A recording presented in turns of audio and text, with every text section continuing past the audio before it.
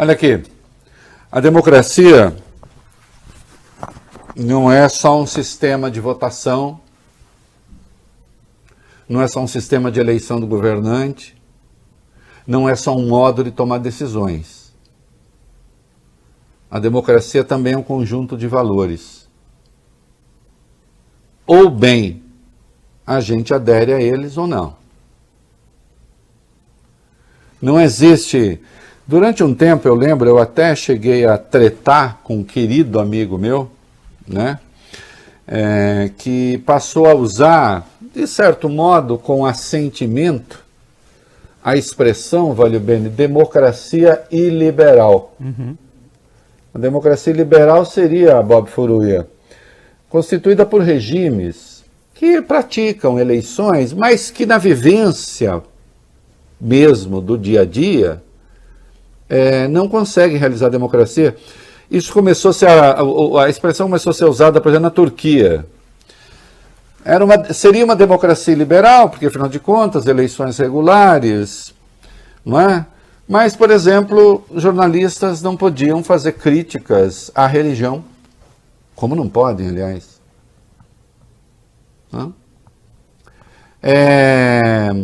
Debates, muitas vezes, na esfera dos costumes, acabavam levando as pessoas para a cadeia, como levou. Não existe democracia liberal. Ou regime democrático não é. Mas calma que ainda não se esgota aqui. Eu estou falando quanto a formalidades. Mas a democracia é mais do que isso. A democracia também é um conjunto de práticas cotidianas que deve garantir a todos a segurança, o direito à existência. A democracia exclui o estado punitivo ao arrepio da lei. O Brasil é uma democracia formal. Em princípio, salvo decisões equivocadas de juízes, de tribunais, as pessoas falam aquilo que querem. O nosso código pune corretamente a incitação ao crime, os crimes contra a honra, e eu jamais estive entre aqueles que confundem liberdade de expressão com crime, crime com liberdade de expressão, mas é uma democracia formal, existe alternância de poder, existem eleições livres. Bolsonaro foi mal sucedido no seu intento de dar um golpe.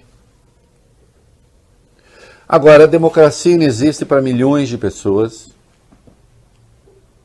que são reféns do narcotráfico, que são reféns das milícias e que podem se tornar reféns de um Estado assassino. Aquilo que aconteceu no Complexo do Salgueiro foi um massacre, né? Até agora, 8 corpos foram resgatados. Fala-se em 11 mortos. Foi um massacre perpetrado pela polícia. Tudo indica numa expedição punitiva, porque um policial foi morto. E, obviamente, é preciso chegar aos autores dessa morte e puni-los severamente nos limites da lei. Mas o que se viu ali, sem dúvida nenhuma, mais uma vez, como costumam dizer, foi um massacre de corpos pretos. E aí, cumpre que a gente pergunte até quando. Isso vai acontecer, vai voltar a acontecer e vai se repetir. É intolerável. Não pode continuar assim. E aí, claro, vem essa extrema-direita chechelenta, que hoje está aí, que infelizmente veio para ficar e, portanto, temos de ser vigilantes para combatê-la permanentemente. Quando mata um policial, ninguém protesta. Como não? Sim, se protesta. E é preciso que haja punição. Agora, essa morte indiscriminada de pessoas, insisto, numa expedição de caráter punitivo que caracteriza terrorismo de Estado. Nós precisamos ter uma lei que puna o terrorismo de Estado muito claramente. Porque é o que aconteceu ali.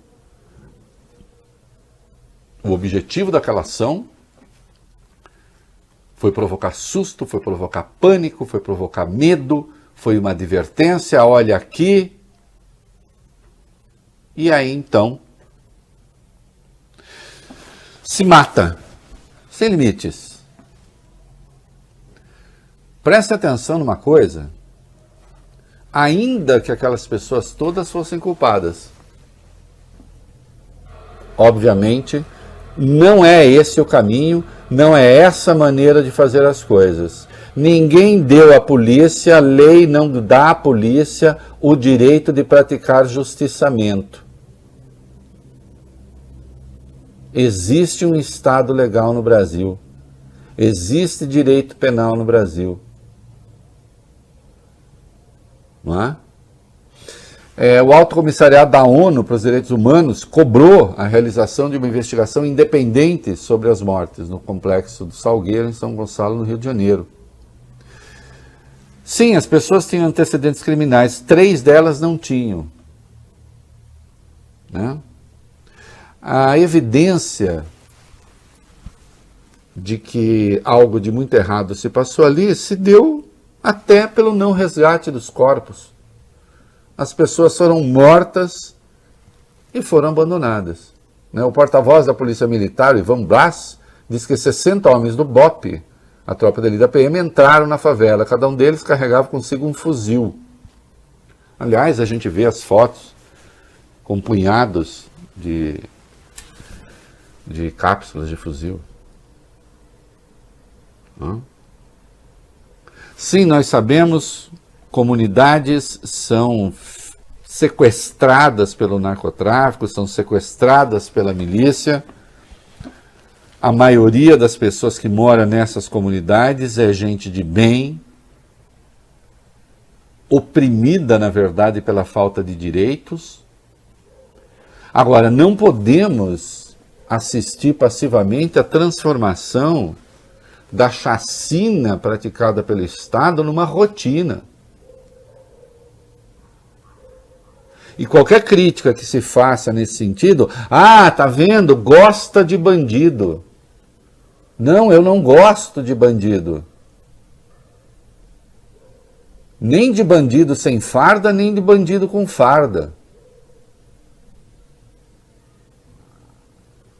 Mas eu digo com clareza absoluta, olhando na cara de cada um que acompanha pelas redes sociais, e quero que você que está apenas nas ondas do rádio considere o seguinte: o bandido com farda é ainda pior do que o bandido sem farda. Porque o bandido com farda já contaminou o Estado. O Estado não pode cometer crime para combater crime. Porque senão você oficializa o banditismo. E isso tem de ter um fim.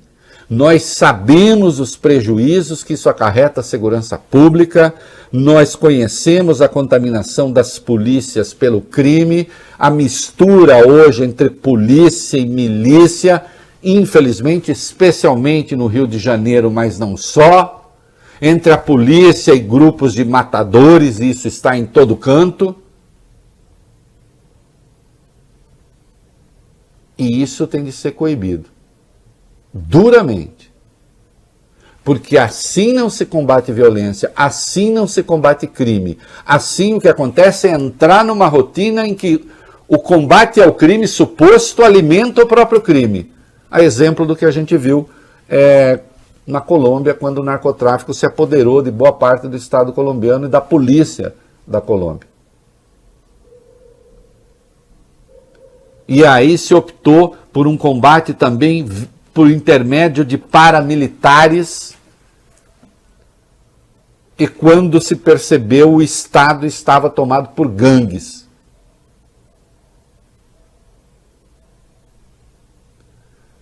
Você que acha, não, é isso mesmo, matou, a gente chega lá e mata, tira, arregaça. Você está apontando um fuzil para a sua própria cabeça e para a cabeça das pessoas que você ama.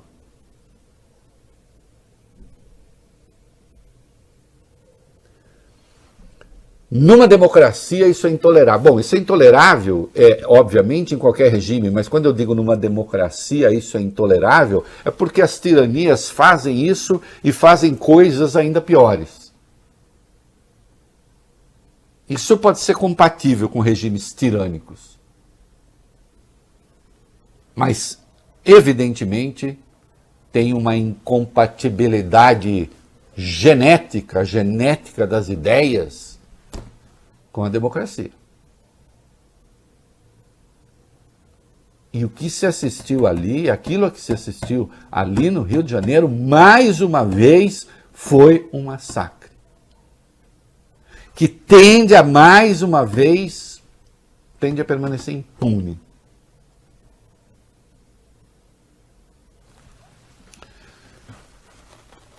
Isso deveria ser parte obrigatória da fala de todos os pré-candidatos à presidência. Todos eles deveriam ter de falar a respeito. E agora aqui, atenção.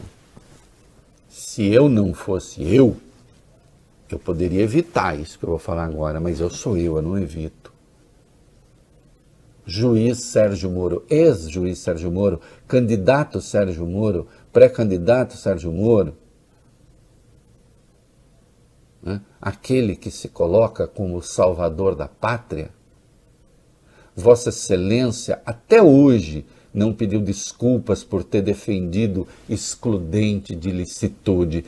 Pior, diz que o seu pacote anticrime, que tinha excludente de licitude, que tende a deixar impunes esses assassinos que vestem farda, ou que não tendo farda, de qualquer modo, são assassinos do Estado, a serviço do Estado. Vossa Excelência até hoje não pediu desculpa. E mais do que isso, diz que deixou o governo Bolsonaro, entre outras razões, porque o seu pacote anticrime foi descaracterizado.